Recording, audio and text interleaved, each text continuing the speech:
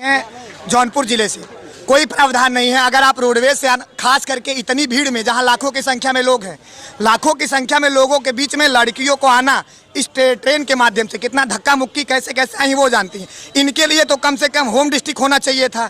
अगर आप 2 दिन में इतनी, कम से कम यहाँ 35 लाख लोग हम लोग एग्जाम देने आए हैं, आप 2 दिन में पेट का ले रहे हैं, 20 दिन में आप लेखपाली ले रहे हैं।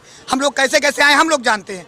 अगर आप किसी भी जाके जाइए, हमारे मुख्यमंत्री साहब हो चाहे कोई नेता हो, जाके बिना बताए पेट का फुलफार्म पूछी नहीं बता पाएंगे। जो सिर्फ धोती कुर्ता पहन के इस समय बैठे हैं, चला रहे हैं सरकार। हम यहाँ BA BSc MSc BEd कर करके आएंगे, यहाँ देंगे कि पेट, पहले हम पेट पास करें, हमारी प्राथमिक योग्यता देखेंगे, ये अपनी योग्यता दिखाएं, तब हम जाने कि ये सरकार चलाने लायक हैं।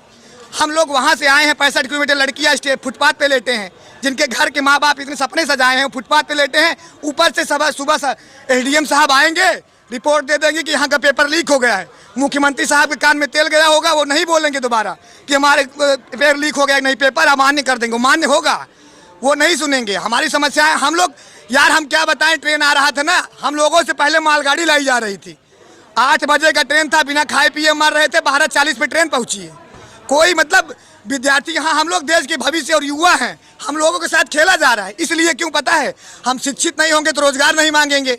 ये जो दादा चाचा बैठे हैं, इनको 5 किलो राशन भाग गया है, ये 5 किलो राशन पे वोट दे जाएंगे। और जब हम नहीं पढ़े रहेंगे तो हम भी अपनी आवाज़ नहीं उठाएंगे, कोई बोलने वाला नहीं होगा। सब अपना अनपढ़ रहो यहीं, आओ उसके बाद बाबा जी के बात मानो। आए हैं बाबा जी के, सुने थे हम लोग जौनपुर से हैं कि बड़ा बढ़िया प्लेटफार्म होता है। अरे हमसे अच्छे कुत्ते सो रहे थे, बोलने वो सही बता रहे, भगवान के सब वो बोरी पे चढ़ के लेटे थे। हम लोग 10-10 रुपए की पन्नी लिए, उस पर मिला भी नहीं, वही जमीन पे लेटे पड़े थे। अरे अगर आपको करवाना था 2 दिन के अंदर, हम लोग की कोई व्यवस्था होती, 2 स्पेशल ट्रेन चला देते। रक्षाबंधन पे रोडवेज फ्री, रक्षाबंधन पे रोडवेज फ्री। हम यहाँ चूतिया बन के रोडवेज को हाथ दे रहे हैं, गायब। अगर हम उग्र हुए तो चलो भैया, हमारे मम्मी पापा भी आके भरेंगे।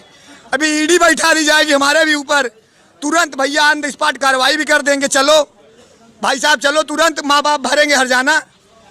हम लोग आवाज तक नहीं उठा सकते भैया। आप देखे थे इसके पहले जब आर्मी वाला 4 साल के था अग्निवीर, टी भाजी गई थी यार रोजा जाके हॉस्टलवा में। लेकिन क्या तानाशाही सरकार है, सरकार पूर्ण बहुमत की है, वो फिर किए जो उनका मन चला।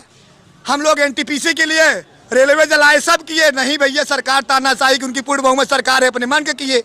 सुनने वाला है कोई? कोई सुनने वाला नहीं है यहाँ। सब भैया कोई आवाज उठाने के लिए नहीं आए, क्यों पता है? अरे मम्मी पापा हरजाना भरेंगे भैया, तुरंत ऑन द स्पॉट। अभी मम्मी पापा तक जाएगा, तुरंत नोटिस चिपका दी जाएगी, लड़का तड़ी पार है, ईडी तक आ जाएगी भैया। हम लोग अपनी आवाज तक नहीं उठा सकते, कोई व्यवस्था है? अभी हम लोग यहाँ से जाएंगे ना, ऑटो के लिए 50-50 रुपए लेंगे, 2 किलोमीटर का 50 रुपए देना पड़ेगा ऑन द स्पॉट। अरे मैं तो हमारे मुख्यमंत्री जी से थी, जब एग्जाम था उसके पहले उनको थोड़ा सा संज्ञान लेना चाहिए था इस बारे में कि लड़के आएंगे, ढेर सारे लड़के। मुख्यमंत्री साहब को संज्ञान लेना चाहिए था कि 1-2 स्पेशल ट्रेन, 1-2 जो रोडवेज रोक नहीं रही भाई, कम से कम ये सब व्यवस्थाएं कर देनी चाहिए थी। हम लोग यहाँ, हम लोग की उसकी दिक्कत नहीं है, लेकिन ना रोडवेज रोक रही है। बहन बेटी है, धक्के मुक्के लात घूसे खा के आई हैं। ये वाली चीज़ से बड़ा तकलीफ होता है यार। 4-4, 5-5 साल हम लोग इलाहाबाद रहते हैं, कोई वैकेंसी नहीं क्लियर हो रही। कोई गारंटी नहीं है कि ये पेट दे के जाएंगे, निकल जाएंगे तो कोई वैकेंसी आएगी। 2023 में आचार संहिता लागू हो जाएगा, 2024 में चुनाव है। इतने दूर से आए हैं बड़ी आस के साथ, लेकिन कुछ नहीं होने वाला, ऐसे चले जाएंगे। आएंगे हर साल पेपर देंगे, कोई मतलब नहीं है। अगली साल पेट दिए थे, सिर्फ 1 फार्म आया था लेखपाली, पूरा साल बीत गया, आप क्या देंगे? फिर 2023 में चुनाव है, आचार संहिता लागू होगा, कुछ नहीं। पेट का एग्जाम देने के बाद आप कौन कौन सा एग्जाम दे सकते हैं? सर इसके अंदर UP जो ग्रुप C की जो वैकेंसीज हैं उसके हिसाब से, और अब तो जो NM JNM जो भी है, कई चीज़ इसमें लागू कर रहे हैं, वो तो उनके ऊपर है कौन कौन सा घुसेड़ दें, ये तो बाबा जी जाने। कोई क्राइटेरिया नहीं है अभी, कहाँ कोई बैक्टीरिया नहीं है अभी। तो बस बोले हैं कि ग्रुप C के वाला जो आएगा उसके अंतर्गत आएगा, ग्रुप D भी भिड़ा देंगे, फिर बढ़िया वैकेंसी आएगी। 35-40 हज़ार जो होगा उसमें पहले जो लोगों को छांटना होगा तो कर देंगे।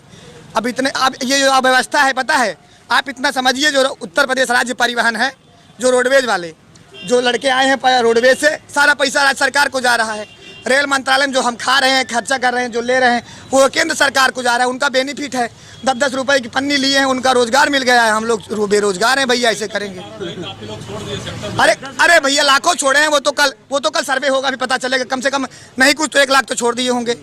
अब कह करके जो बहन बेटी है, जिनके घर कोई पहुँचाने वाला नहीं है, वो कैसे आएंगी?